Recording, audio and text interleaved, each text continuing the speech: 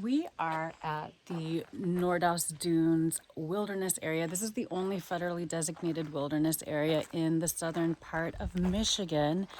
It's about 3,500 square acres, and it's connected also to a state park. And then at the northern end of this wilderness area is the Lake Michigan Recreation Area.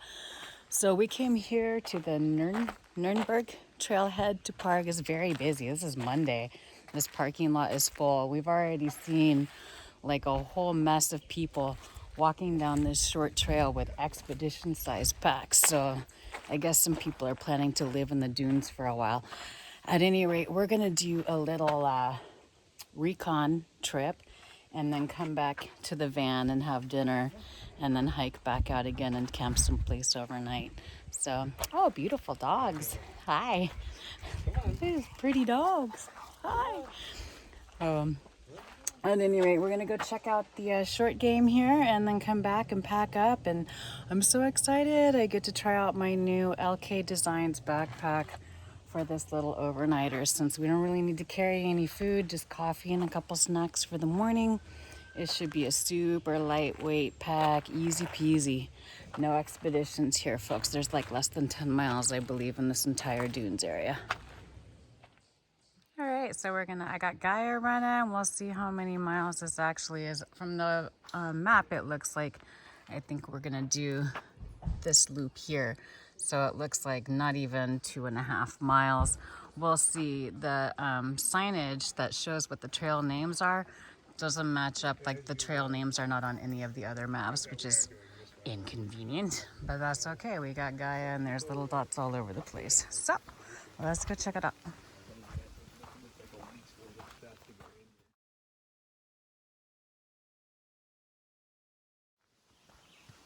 All right, well, so far we've had 2 splits in this trail, neither of which is marked. So we're just staying with the most established trail for right now. We're still on A line in Gaia, so that's promising. We're basically walking directly west towards Lake Michigan. It's beautiful forest, although I did just have a large spider attack me from above. I didn't know it was attacking me though, so I failed to panic. Good thing everyone turned out alive. All right, well, we finally have a little bit of signage in here. That's nice.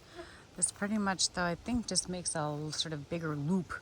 So I think we'll go this way towards the Nordhouse Dunes Trail and come back out from the Dunes Edge Trail.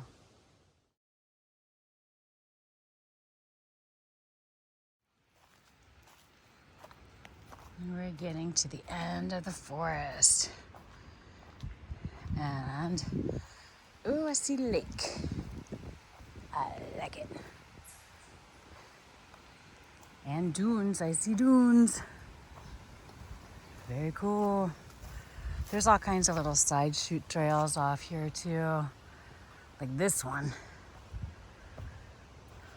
Probably so you can see a little bit better of that. That's funny. Oh, dang. It's actually not a bad view out there at all. Hello, lake. Nice. I want to get out into the open because there are a ton of mosquitoes in this forest and I didn't put on any picaridin, so gotta go do that. It's only been like 1.25 miles out here so far. Really nice walk. Beautiful. Alright, well, we've got to the deep sand portion of our walk. Got the shoes off. This lake is just so beautiful. And the sand along it is super soft. Feels really good. Feels way better than having your shoes and socks full of sand, that's for damn sure. Anyway, maybe have a sit up on this little high point up here. Watch the lake and put on some bug stuff.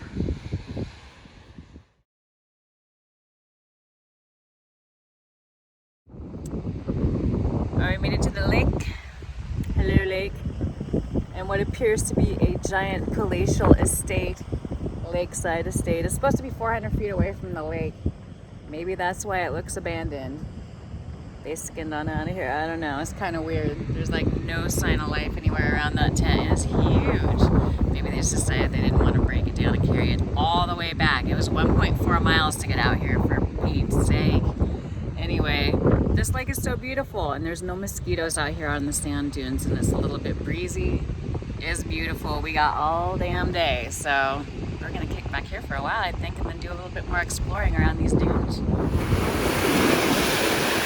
Lake Michigan. It's chilly.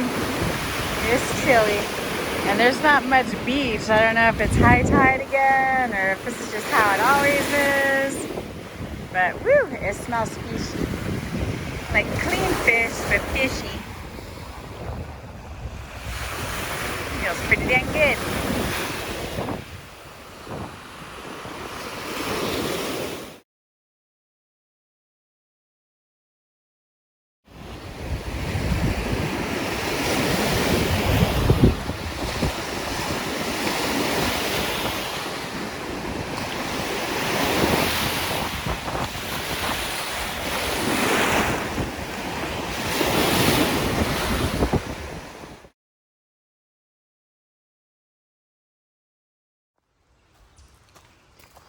All right, we've turned back inland from the lake.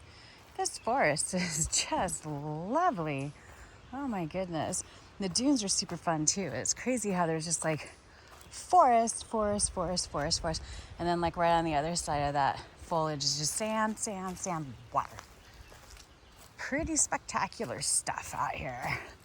The signage on this part of the trail is non-existent. So luckily we've got Gaia, because it does show the trails that are in here, even though they're not marked name-wise either on Gaia or on the ground. But hey, we're on a path. It's gotta go somewhere, right?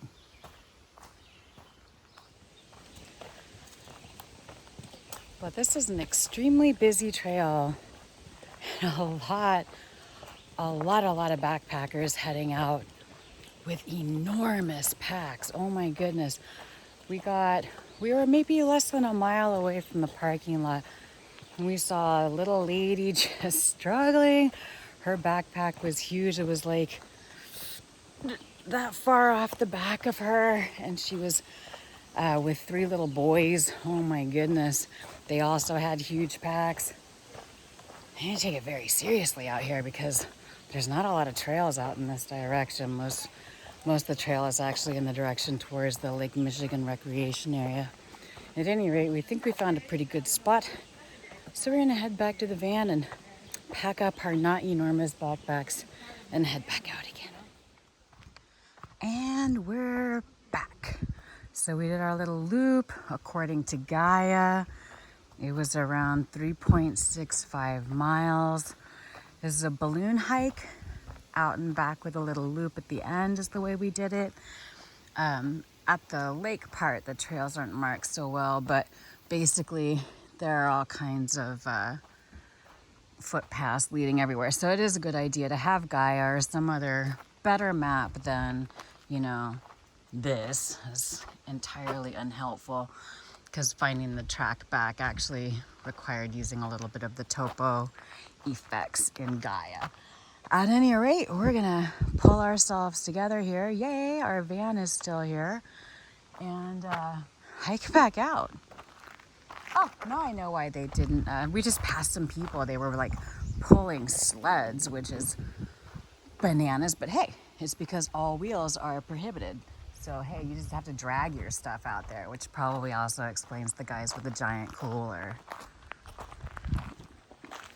All right, so it's about 5 o'clock and we're ready to head back out and find a place to throw down for tonight. I am so stoked. I forgot how to pack my bag. It has been so long since we've actually camped any place or hiked anywhere. But I'm getting to try out my new LK Designs pack, which I don't even know his name. This is terrible. But the guy, his name is LK Design stands for his kids' initials, Lancey and Caden, I believe their names are, but I don't know what his name is. But he sent me this pack, after the van got stolen in February. And then this is the first time I've got to be able to use it. It's a lightweight pack. It doesn't have a hip belt. It does have a fanny pack that you can strap through to go around your waist with it. So for me, that I like to have a lot of snacks around my waist usually. That's why I love the ULA packs so much, because they hold so many snacks in the hip belt.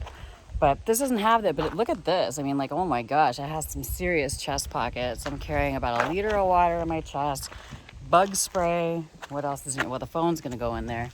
There are actually two compartments on each side, which is super handy. So we're going super light. All I have is I'm carrying the tent. He's carrying most of the food, and we're just gonna eat dinner out tonight and have coffee in the morning. Think we're good to go. Yeah, we're ready. Super stoked. This place, it's the parking area is day use only, but people, park here and leave their vehicles to go camping in the dunes. It does require either a day use pass of $5 a day, or if you have the America the Beautiful pass, that counts and you don't have to pay anything. So in between today and tomorrow, that'll be $10 more against our $80 annual America the Beautiful pass. That thing is starting to pay for itself. Look how fast. Look how fast. Anyway, yay! I can't believe it. We're actually camping. Woohoo! Let's do this. All right, we found our way back to the spot. This is awesome. This little bowl is pretty covered from the wind. The lake's just on the other side of that dune. Nice soft sand and a really big area to kind of play and make ourselves at home in. We brought a tent and Tyvek, and that's about it. Oh, this is awesome. I am so happy to be back out here. I really enjoy this backpack too. I think I need to adjust it a little bit better so that it sits higher on my shoulders. But other than that, it's a damn good pack. I'm very pleased with it. Thanks, LK. Well, on second thought, we decided it's pretty windy out here, out in the dunes. It's probably gonna get windier, which is a bummer because the sand's super soft. It would be awesome to sleep on it. But since it usually does get windier at night, we thought we better try and find a place a little bit closer to the trees and hopefully not too many other people. There gotta be some flat spots around here somewhere. We'll see what we can find. No, we didn't get too far. We found this spot in the woods. There's a lot more, we're basically back in the forest. It's still a little breezy here, but not too bad. And it's already an established campsite, well established. There's, fire, not a ring over there, but fire pit, ropes, all kinds of good stuff. So we're gonna set the tent up in here, and we're still not too far away from the water because we're gonna need to filter some for coffee tomorrow. Boo! But oh my gosh, this is beautiful out here. We'll just have to keep making sure that we got the bug spray on or the bug lotion on, because this part will definitely get mosquito-y. So I'm definitely gonna set up the tent. If we were gonna sleep on the dunes, we were just gonna cowboy camp. But in here, it's tent time. Okay, so I always pack with a packing list because I always forget stuff. And it's been, oh my gosh, we haven't packed for an overnight since January. It's almost the end of July now. This is bananas. At any rate, I remembered my spoon, but I forgot my pot, and I forgot my stove, and I forgot my coffee filter. And I brought a quilt, which I used to have, and then I forgot I gave it to Nightcrawler, but since he didn't like it anyway, and I tried to sell it to him and he didn't want to buy it, I took it back. And now I forgot that he doesn't have a sleeping bag. So between the two of us, we're pretty much just a cluster fuckery of having half our stuff. So tonight we're having macaroni and cheese, or shells and cheese with Velveeta and some bacon bits. And he's gonna put some broccoli in his. I'm not putting broccoli in mine because I get the small cup because I forgot my damn pot. Got my bat hat though. Got that going for me. Priorities.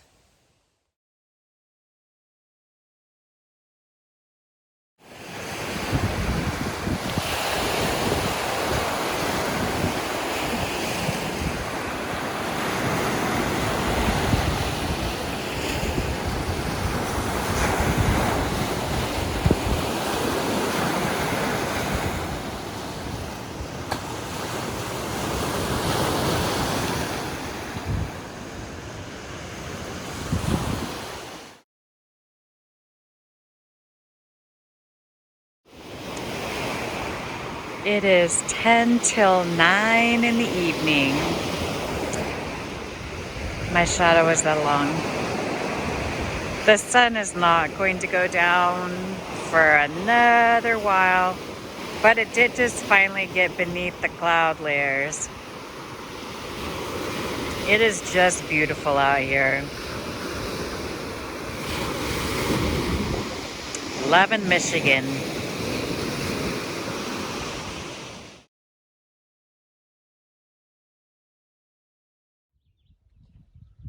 Well, we're up. It's like 8:39. Back out on the dune, there's no wind. It's calm as heck. There's no crashing waves. Very calm and peaceful out there. We saw that tent yesterday, and it looked like it was abandoned. Apparently, yes, it was. But when we last saw it, it was entirely intact and still standing. Not looking like that sad mess right there. Too bad, too bad.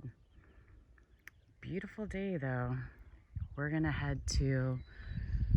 go find the Manistee Cadillac Ranger Station, which is apparently is moved to a town called Welton, I think the guy said. I'm glad I called the Ranger Station to ask about where to park for this place, because otherwise I would not have known. The Ranger Station moved and we would have wasted time going to the wrong place because it's not on their website. Oh, that's just another little bit of evidence as to why you should always call, even though it's weird. Nobody calls each other anymore. But if you're trying to make plans to come out here and do stuff because there's service, maybe, maybe not. For me, usually not. Good idea to call ranger stations or, offices before you make an attempt, just to make sure you're headed in the right direction. And maybe we'll get some breakfast. Yay, breakfast!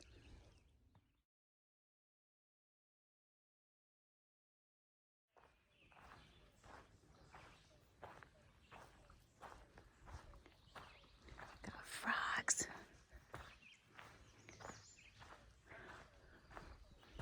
Making their crazy frog noises.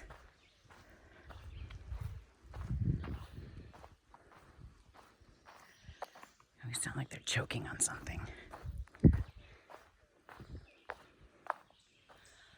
Well, we're back at the junction of the Dunes Edge Trail and the Nordhouse Dunes Trail. We've been both ways. It's actually, you can take it around and make a loop. It was really nice. It's about, if you do the entire thing and you do some wandering, because there's no set trail really out at the dunes, you can just follow any of the tracks that are basically going along the shore till you find the next trail, which might be a little bit easier on the Nordhouse Dunes Trail, or the one to the left there, because actually at the dunes there is a sign, but on the other side it didn't seem like there was one, or if there was, we missed it. But it's been a beautiful morning so far. This is just a lovely forest. I'm so glad we came out to check this wilderness out. Again, the Nordhouse Dunes Wilderness on the Huron-Manistee Forest. It's about 3,500 acres, I think, out here, and it butts up to Michigan DNR land and a state park. So definitely plenty of opportunity out here to get your nature on.